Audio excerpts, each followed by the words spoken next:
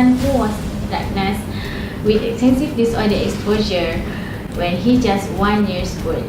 It is a new disease that was believed to have more negative impact rather than positive. Children under the age of 2 are not encouraged to watch or using a technology device.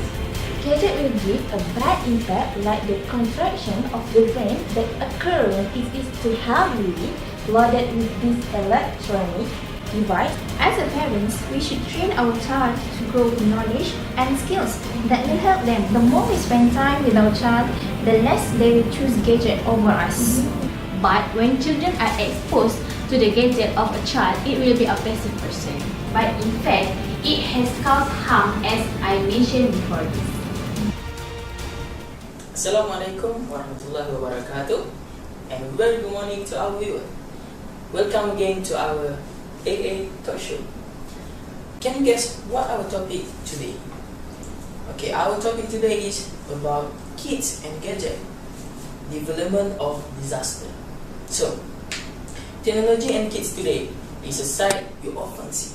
A toddler holding a tablet, an infant with an iPhone in her mouth. What's new? At one point, parents have a great regard of gadgets as a way to pacify their children and as an entertaining and educational tool. But later on, it becomes an alarming sign. Apparently, a research from Common Sense Media revealed the exceptional increase of children using gadgets such as smartphones and tablets have increased in just 2 years, from 38% in 2011.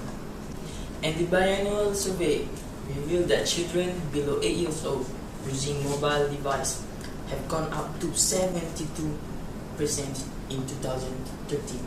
Conducted on American parents themselves, the survey further showed the increase of toddlers' gadget exposure from 10% to 38%. With this, the American Academy of Pediatrics discouraged the test use of children under the age of 2, saying that it changes the nature in childhood.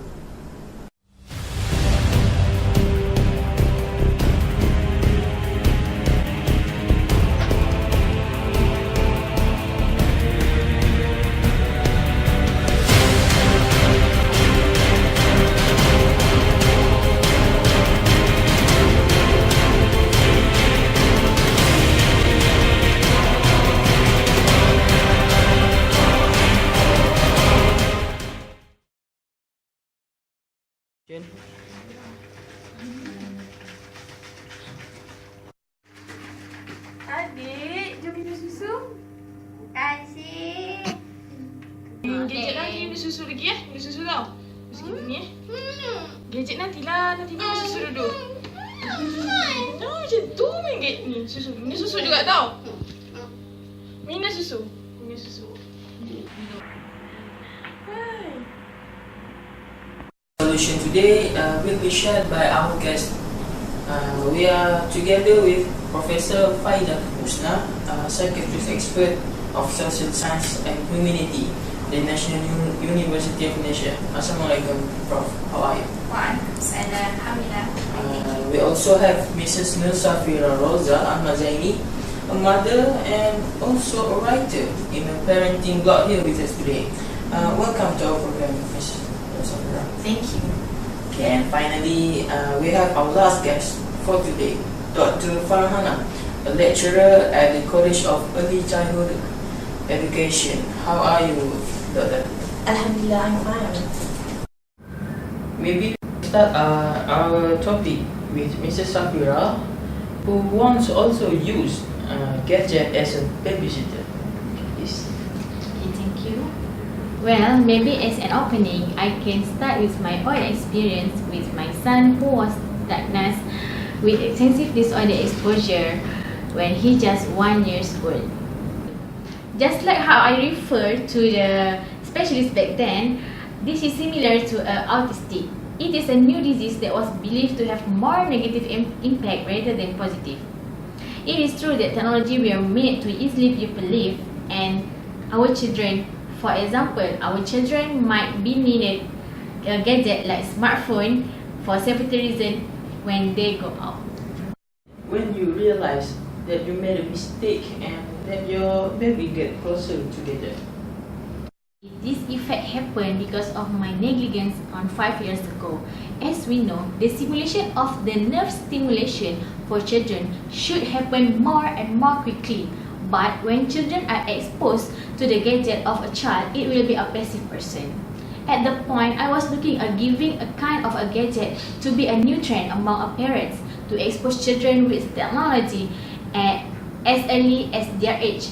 And at that point, I found that my child was easily to control. For example, it is not easy to cry, not asking for a food, not making a noise, and I really comfortable with this situation. I will not be able to see this initial impact on the child, but in fact, it has caused harm as I mentioned before this. How to see the cognitive development of these children if they continue to be bogged down by unlimited use of gadgets? Dr. Fana may give your opinion about your answer. At a glance on this issue, what can I say is, technology is not a problem because we know who will drive this technology if not the next generation. What a problem nowadays is, kids is being subject to gadget. From the data that I get from the overseas study, children under age of 2 are not encouraged to watch or using a technology device. Because the little brain, like a spine, children will absorb everything that they look and see, either it is good or not. That's why parents and people around the children need to show a good attitude toward them. When the breaching of the brain occurs, he cannot absorb anything. That's the cognitive thing that happen because the gadget are focused one thing only between children and gadget. If we teach on the traditional method, like play out the activities such as congkak, like galah panjang, like a ting-ting, like a baling slipper, that development will be comprehensive and stimulation will happen. Now we are discussing about the parents as a role model to their children. Prof. Husna, may you give your opinion about this method? Okay, thank you, Abi.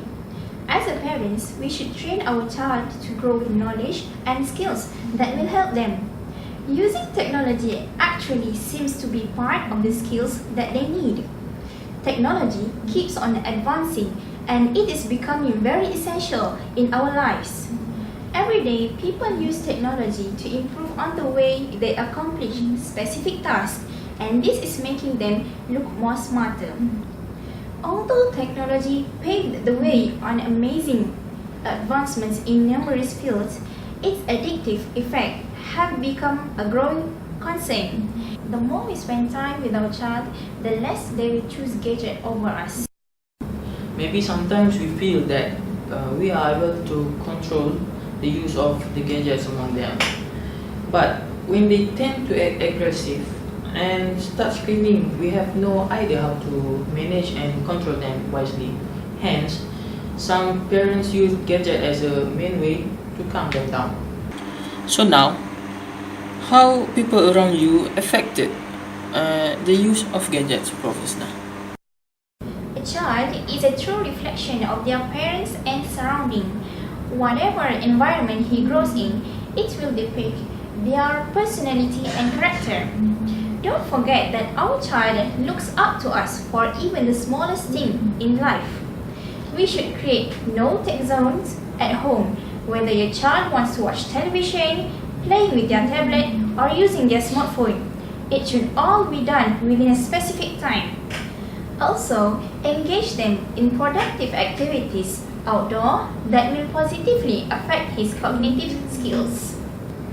I love what you say, Professor. We should be good at driving the atmosphere and the situation is such so that gadget can be useful to them. Okay, next. How do you deal, Mrs. Safira, with the problem of children who are already addicted to gadget?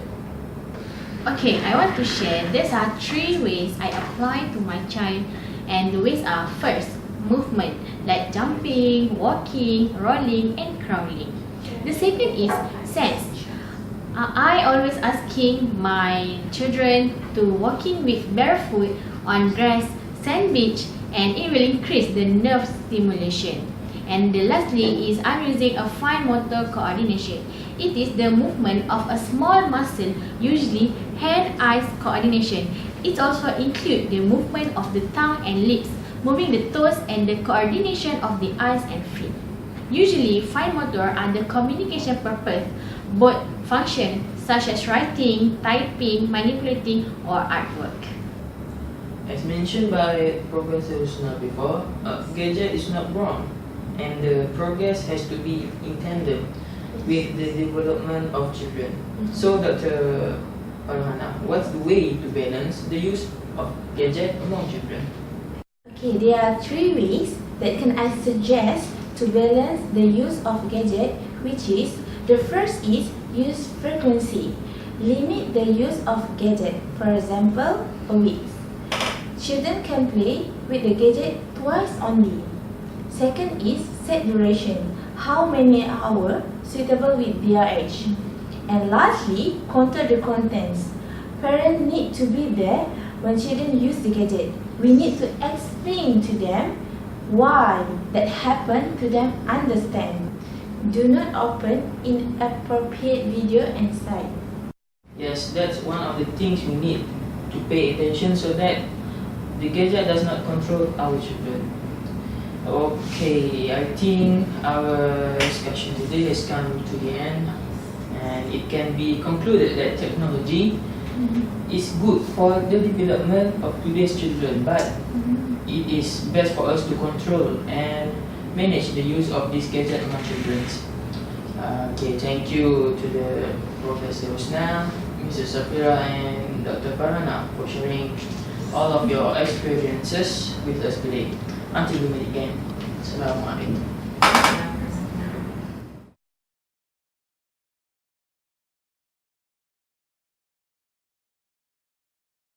Pada kanak-kanak ni, kita kata mungkin kebaikannya ada lah, iaitu mendedahkan mereka pada alat-alat elektronik ni.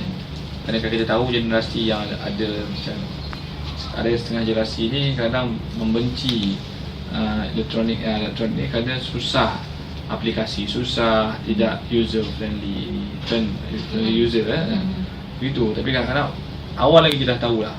Jadi kadang ibu apa pun boleh belajar daripada anak-anak, bagus juga. Jadi di sana banyak juga keburukannya. Antaranya ialah kanak-kanak yang biasa diberikan bermain dengan gadget ni, boleh menyebabkan dia suka tidur. Suka tidur. Dan cahaya dikeluarkan, blue light tu yang dikeluarkan paparan skrin ni mengenaikan syarat pada otak. Syarat pada otak. Jadi kesannya di situ boleh menjadikan tubuh manusia ni tak betul lah perjalanannya, tersentak tubuh manusia, jadi bingung. Jadi bingung, suka untuk tidur. Dan gadget juga menjadikan seorang kanak itu jadi kurang bergerak. Kerana tak mungkin dia berlari ataupun dia berjalan sambil menggunakan gadget. Dan setelah dia duduk yang berlamaan ni pula boleh membawa penyakit, sakit tulang belakang, bengkok tulang belakang, asam Allah, ataupun seperti dia obesiti.